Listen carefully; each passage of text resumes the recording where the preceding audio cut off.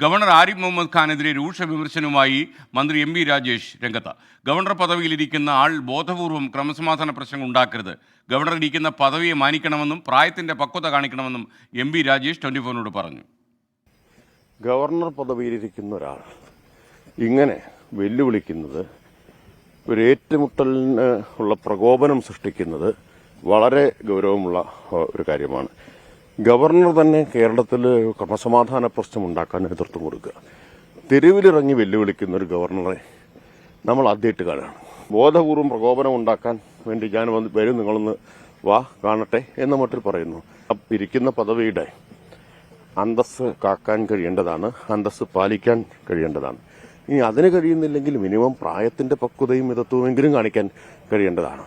അദ്ദേഹത്തിന് ഇത്രയും പ്രായമുണ്ടല്ലോ. നവകേരള സദസ്സിൻ്റെ ഭാഗമായിട്ടാണ് കോട്ടയം ജില്ലയിൽ വെച്ച് ഞങ്ങളുടെ പ്രതിനിധി ഇബി ജോസ് മന്ത്രി എം വി രാജേഷുമായി സംസാരിച്ചത്. കോട്ടയം ജില്ലയിലെ പര്യടനം പൂർത്തിയാക്കി നവകേരള സദസ്സ് ആലപ്പുഴയിലേക്ക് അടക്കും. എബിൻ ജോസ് ചേരുന്നു വിശദാംശങ്ങളുമായി. ഗുഡ് മോർണിംഗ് എബിൻ ജോസ്, പറയൂ, ഇന്ന് നവകേരള സദസ്സ് ആലപ്പുഴയിലേക്ക് എത്തുമ്പോൾ എന്തൊക്കെയായിരിക്കും കാര്യങ്ങൾ?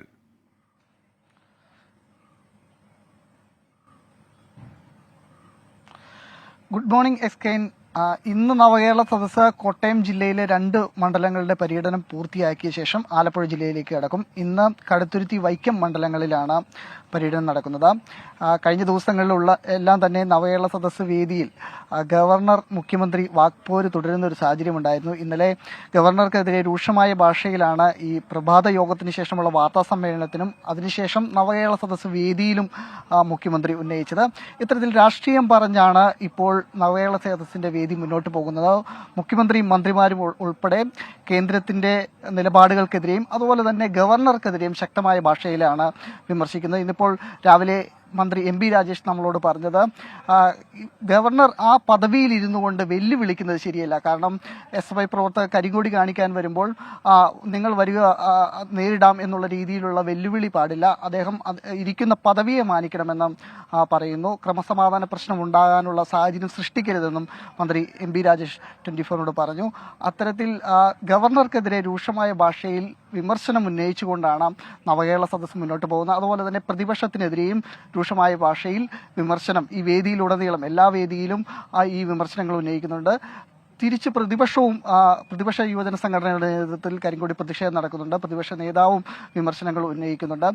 കാരണം നേരത്തെ പരാതി സ്വീകരിക്കുന്നില്ല എന്നുള്ള പരാതി ഈ പ്രതിപക്ഷത്തിന്റെ ഭാഗത്തുനിന്ന് ഉണ്ടാവുന്നു. നവകേരള സദസ്സ് വേദികളിൽ പരാതികൾ ഉന്നയിക്കാൻ പാടില്ല എന്നുള്ള വിമർശനങ്ങൾ ഉയരുന്നു. ആ രീതിയിലുള്ള കാര്യങ്ങളെല്ലാം കഴിഞ്ഞ ദിവസം തോമസ് ചാഴികാടൻ MPയെ പരസ്യമായി തന്നെ മുഖ്യമന്ത്രി വിമർശിച്ചത് ഈ കാര്യങ്ങളെല്ലാം ചൂണ്ടിക്കാണിച്ചുകൊണ്ടാണ് ഇപ്പോൾ പ്രതിപക്ഷം ഈ നവകേരള സദസ്സിനെ നേരിടുന്നത്. ഏതായാലും ഓരോ വേദിയിലും കൃത്യമായി പ്രതിപക്ഷത്തിനും അതുപോലെ തന്നെ ഗവർണർക്കും കേന്ദ്ര നിലപാടുകൾക്കും മറുപടി പറഞ്ഞുകൊണ്ടാണ് മുഖ്യമന്ത്രിയും മന്ത്രിമാരും മുന്നോട്ട് പോകുന്നത്. Okay, thank you Ebin Jose. 24 അഞ്ചിന്റെ വജ്രത്തിളക്കം.